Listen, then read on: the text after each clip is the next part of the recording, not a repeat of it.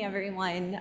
It's such an honor to be here in this beautiful space with you all and with your beautiful community. I live just around the corner and have driven by, but didn't realize all the wealth that was inside. So thank you for inviting me today. And when Maggie called me and asked me to come speak, she said it was in recognition of Earth Day. And certainly the environment, as you heard in my bio, is something that I spend quite a bit of time studying and also teaching, and is a big part of the work that I do. So I have put together a talk for us to think about the environment and Earth Day, but I want to start with revisiting Earth Day as a holiday and an event.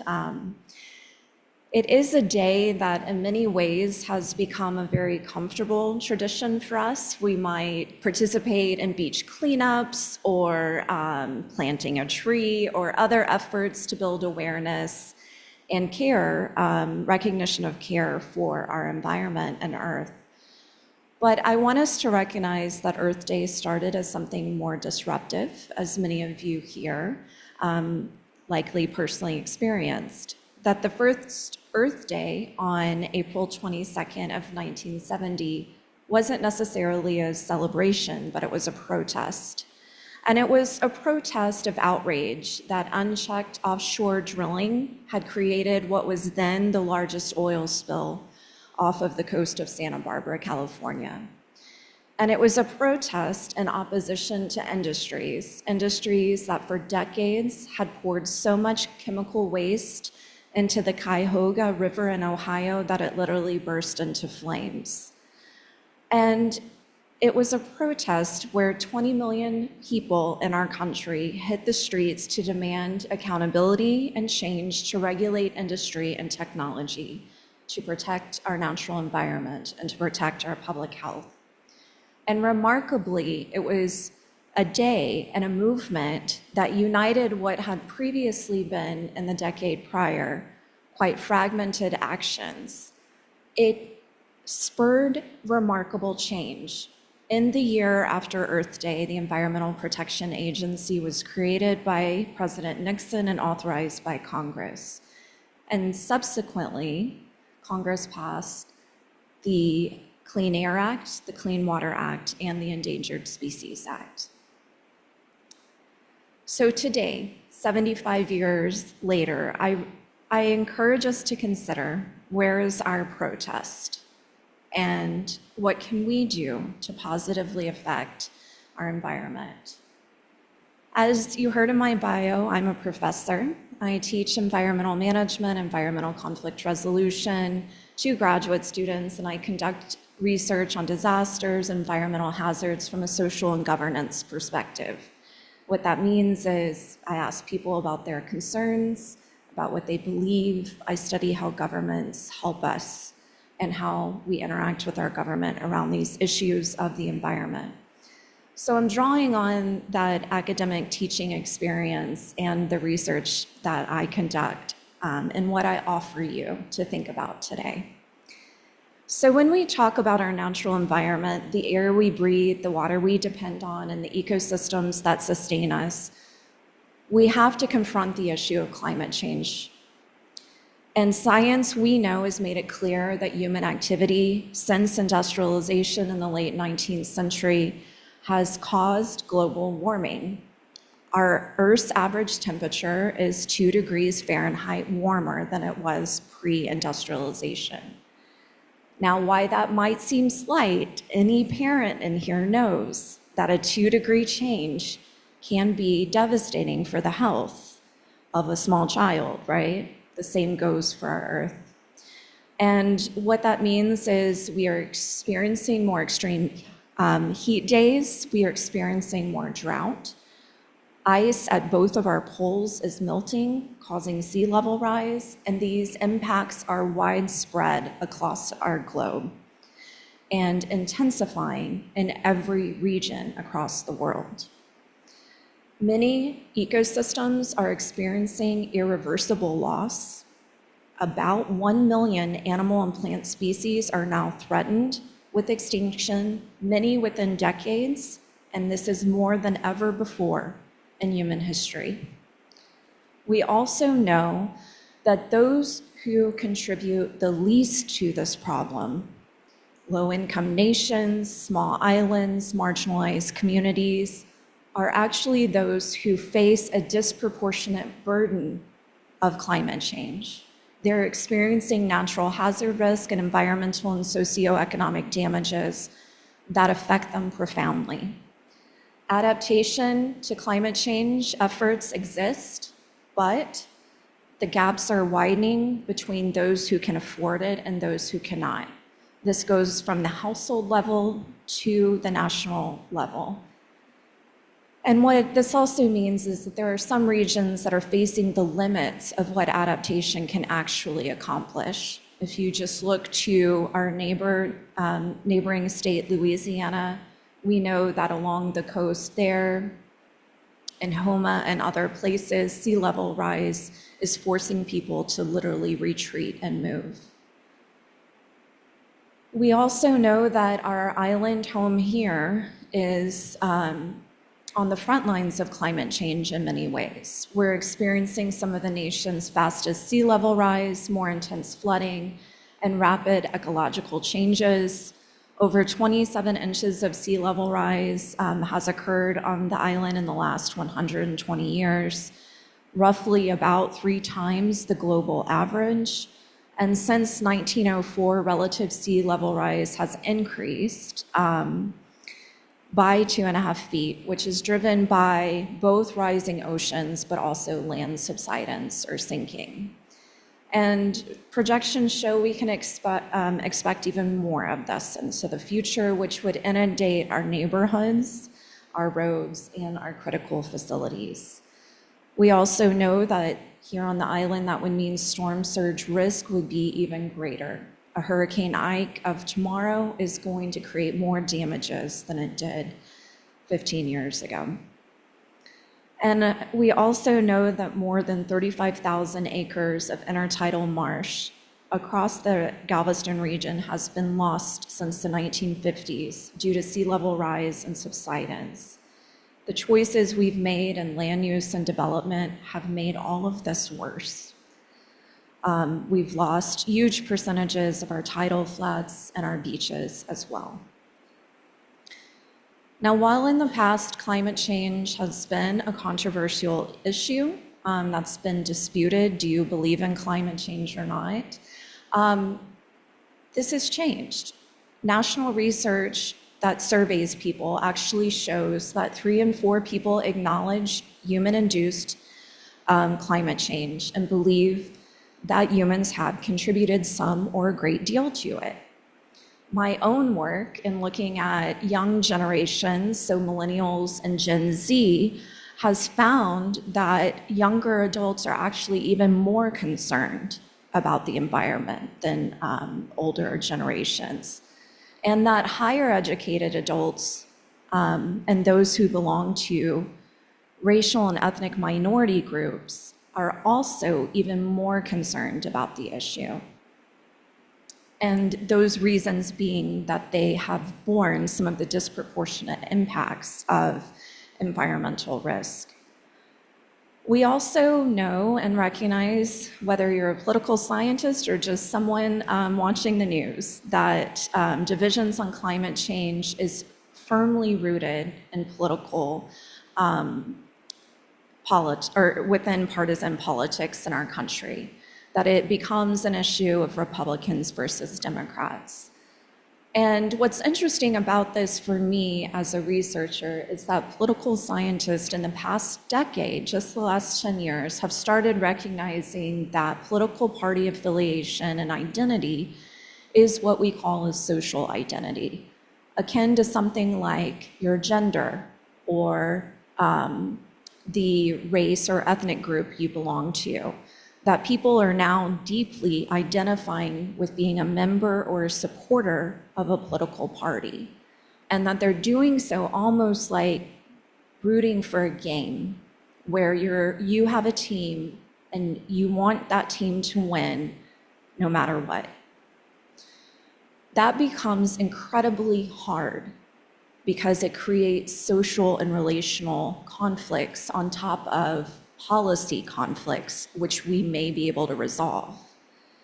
But I have some good news. My research on young adults actually shows that this partisan politics, this kind of identity, is not as strong with young adults. They are actually have less of an affiliation with political parties and are willing to support science and climate change regardless of their party affiliations. But despite this, we know on our national political front that climate change and the environment and natural disasters have become politicized. Strikingly, our president has made natural disasters political, threatening to deny disaster aid to places that have been ravaged by wildfire, and denying disaster declarations at a higher rate for liberal states than for conservative states. And this discriminatory attitude and politicization isn't just isolated to our president and politics at a higher level. My research has also found that Americans attach attitudes of deservingness to disaster aid. We've run survey experiments that prompt people to say how much assistance they would support for disaster victims. And what my colleagues and I have found is that when we ask about Hurricane Harvey versus Hurricane Irma, people are more willing to give Houstonians and others along the Texas coast aid than our fellow Americans in Puerto Rico. And this is concerning because it's not just political banter. These attitudes we know will shape our collective future, and it reflects a conflict at the intersection of steeply rising cost of disasters, socio-demographic changes, and heightened political polarization. Years of research has established that racial and ethnic minorities in the US are more at risk to weather and climate disasters and bear a heavier burden. As these vulnerable minority groups grow in size and proportion of our total population, the allocation of federal disaster assistance will become even more contested and racialized. We cannot allow the climate gap to grow in our country by denying needy households the assistance they need.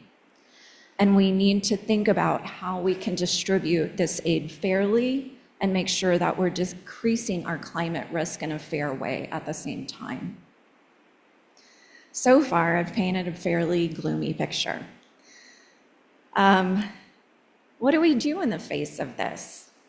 Do we protest? Do we yell in the streets? Do we shake our fist at our political representatives? We can. And I know we have, and that certainly has its place, just like protest had on the first Earth Day. But I want to suggest something that maybe is more radical and hard, and that is to view environmental issues inherently as relational issues, and therefore approach environmental change through what I consider to be the sacred work of connection.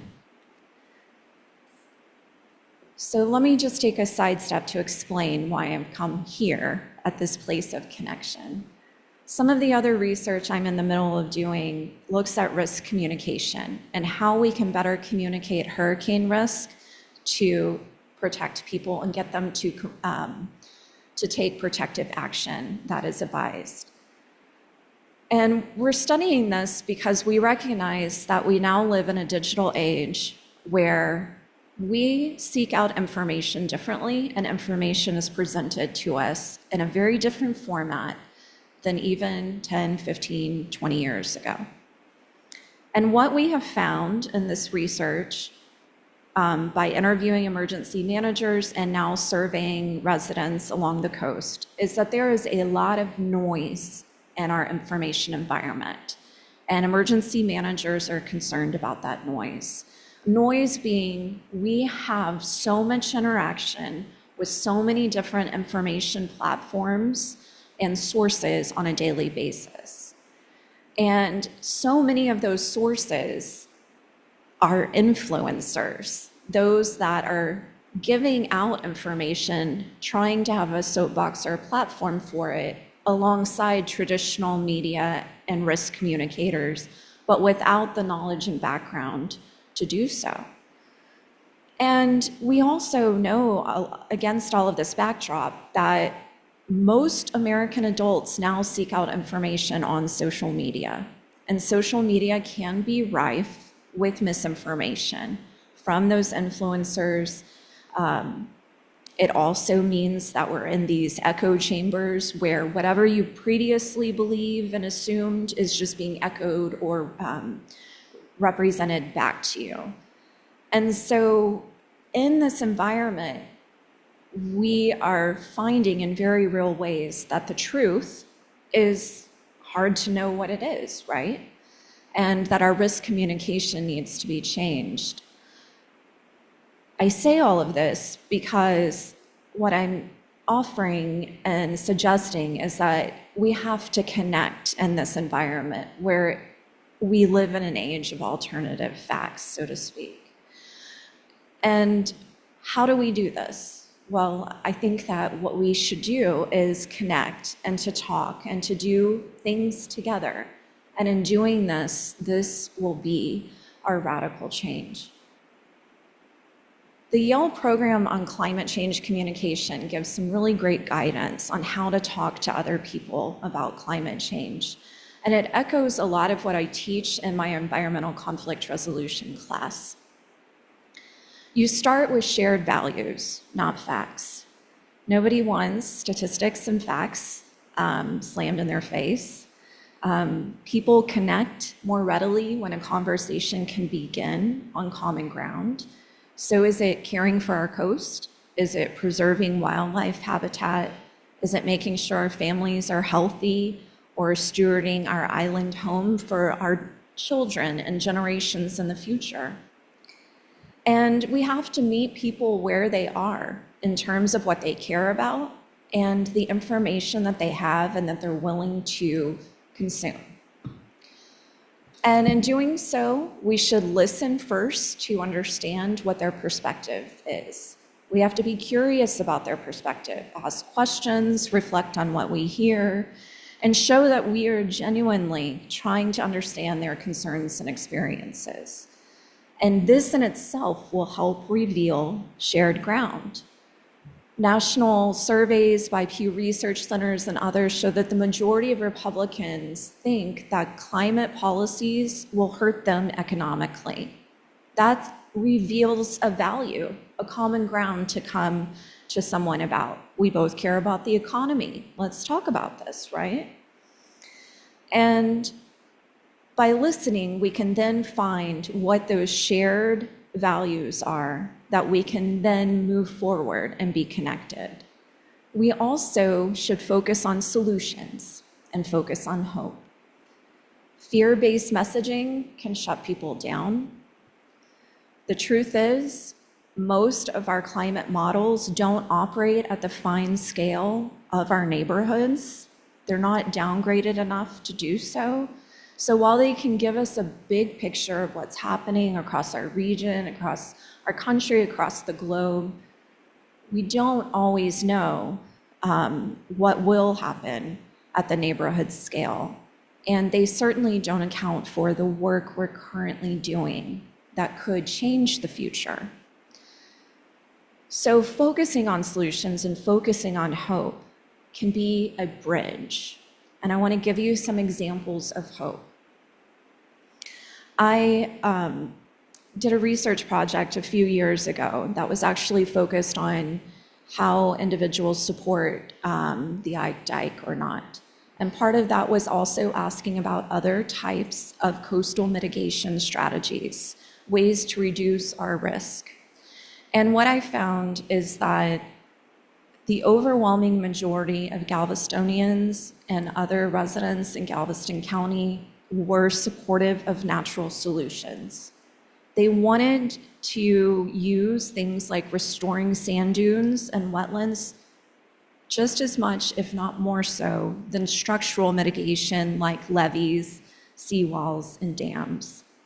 So that tells me that our island community values environmental solutions to problems.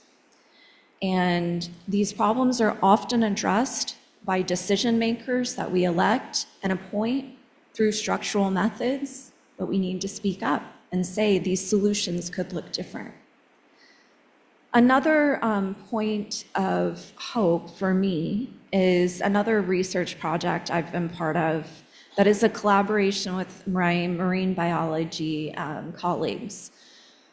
We actually surveyed people and the water after the Deer Park fire a few years ago. And what my colleagues who are sampling the water and fish tissues found is that our bay was able to flush out the contaminants from that fire, which included all of the really nasty toxins that are part of fire retardants and flame suppression, as well as the industrial waste spilled. So the bay was able to flush out those contaminants within 3 months. It's remarkable. Our natural systems are actually able to heal themselves if we allow them to do so. And locally, if we look around our Galveston community, we know that there are groups and individuals doing amazing things. Vision Galveston is working to redesign and redevelop Jones Park, which is at 71st and Jones Drive. They're putting in better playscapes to increase the recreational value of that green space, but they're also putting in really innovative and cutting-edge mitigation technology and structural strategies to reduce flooding that will not just impact that park and make it usable, but the entire community around it. Artist Boat is nearing its goal of securing 1,400 acres of continuous wetland, which is remarkable as to safeguard critical coastal habitats on our island. And projects including individual residents or groups of individuals within a subdivision creating living shorelines, or groups involved in dune restoration and oyster reef restoration. We've seen these projects thrive. They're working, they're doing what they are intended to do. They're restoring habitats and they're buffering flooding and storm surge. So that should give us hope.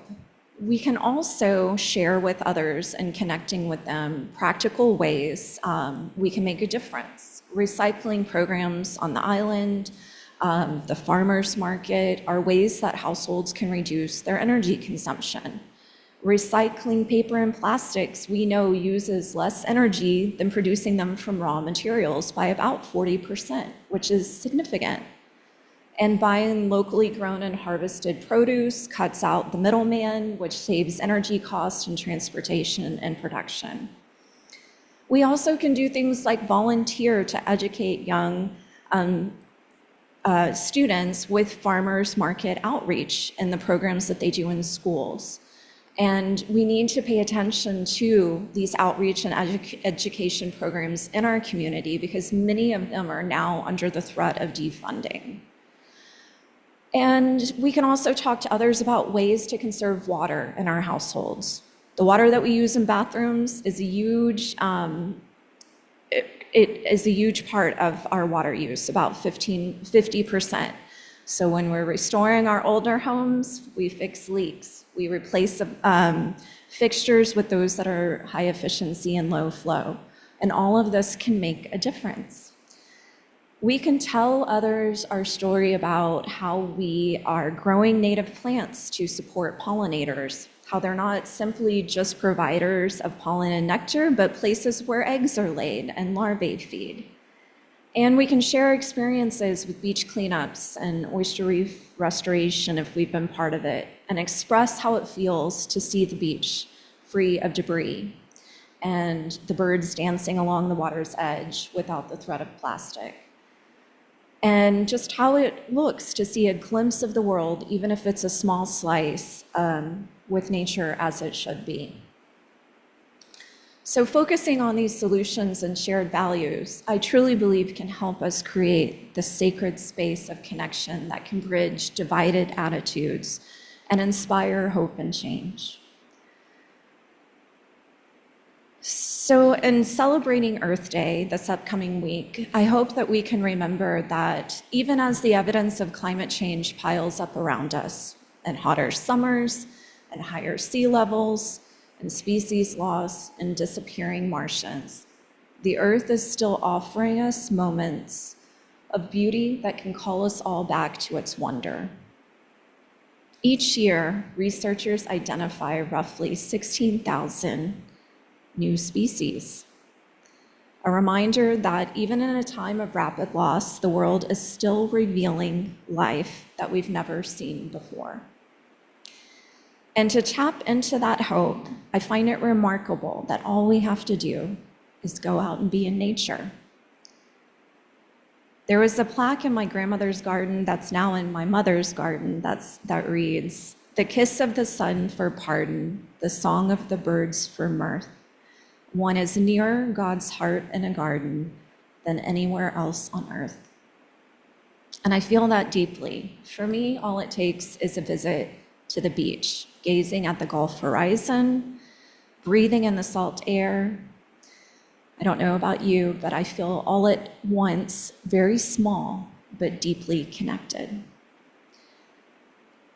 Our natural environment is this glorious creation, and we are invited to connect with it and through it with God and with one another at any time. And what the earth tells us is that its memory is long.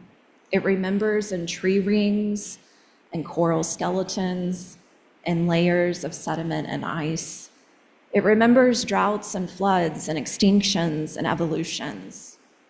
Our earth will outlast us all, and that's not because our lives are insignificant, but because the planet moves on timescales that are far larger than our own. And yet, our choices now still matter. Every generation leaves its mark on the Earth's long memory. And so the question is not whether the Earth will endure, but what kind of world we choose to leave written in its record. I'd like to end with a blessing for us all in the style of someone I admire deeply and whose writings and own work has really inspired me in times of doubt and in times of tension between holding joy and sorrow, grief and progress. And that's of Kate Ballard, who's a Duke professor and a theologian. Blessed are we, the stewards of a climate coast, of a changing coast, those who love a place that is shifting beneath our feet, who keep showing up anyway with sand in our shoes, and a hope that refuses to wash away. Blessed are we who stand in the garden and feel the heat of a sun that no longer just kisses, but burns, who notice the difference, who refuse to pretend that nothing has changed, who still plant, who still tend, still believe in the possibility of shade. Blessed are the climate vulnerable, the communities overlooked, the poor that are often forgotten, the ones the world has deemed undeserving of help in times of disaster. May we see the divine in their faces, and may we offer compassion and call for change. Blessed are we, the connectors, those who are willing to have awkward conversations in a world of noise and alternative facts, those who seek out common ground in a nation fraught with political divides, those who believe that connection and belonging is its own form of resilience. And blessed are we, all of us, small creatures in this vast, ancient world, May we live gently in this long memoried place. May we leave fingerprints of care and traces of justice and stories of love and connection written into the earth's enduring record. Thank you for having me today.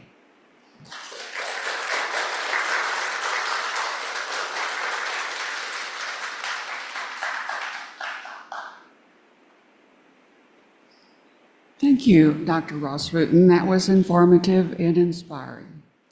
Now please rise in body or spirit to sing the closing hymn, which is number 175. 175, not 75. We celebrate the web of life.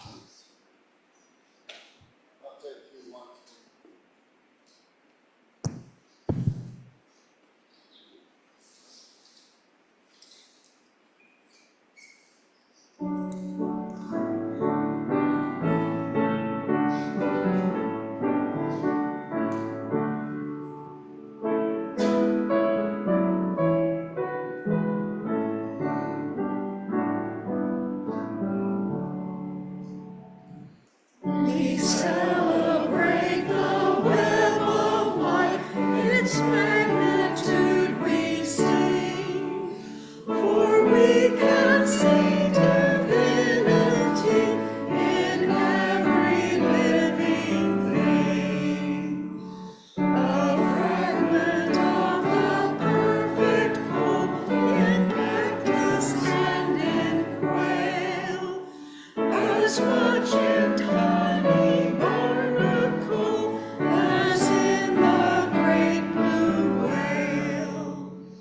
Of ancient dreams we are the sum, our bones link stone to star, and bind our future worlds to come with worlds that were and are. Respect the water, land, and air, which gave all creatures birth. Protect the lives of all that share the glory of the earth.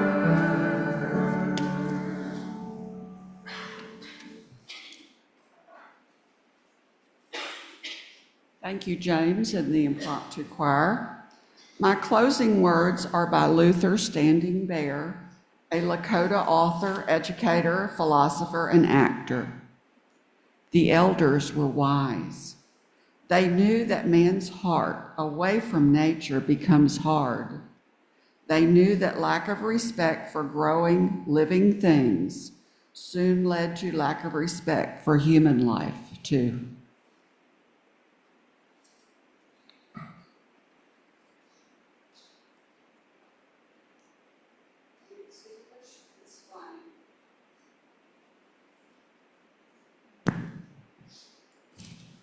We extinguish this flame, but not the light of truth, the warmth of community, or the fire of commitment. These we carry in our hearts until we are together again.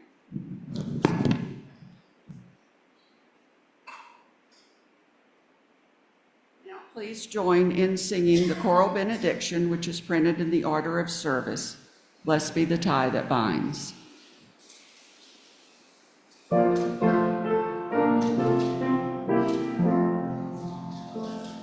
Blessed be the tie that binds our hearts in care and love, a fellowship of kindred minds, none other is above. And now as we depart to face life's joys and we shall be joined in hope and heart until we meet again. Now go in peace, or feel free to stay for coffee or conversation, or join us at Rousseau's New York Pizzeria on the seawall for lunch. If you're a visitor, please be our guest for lunch.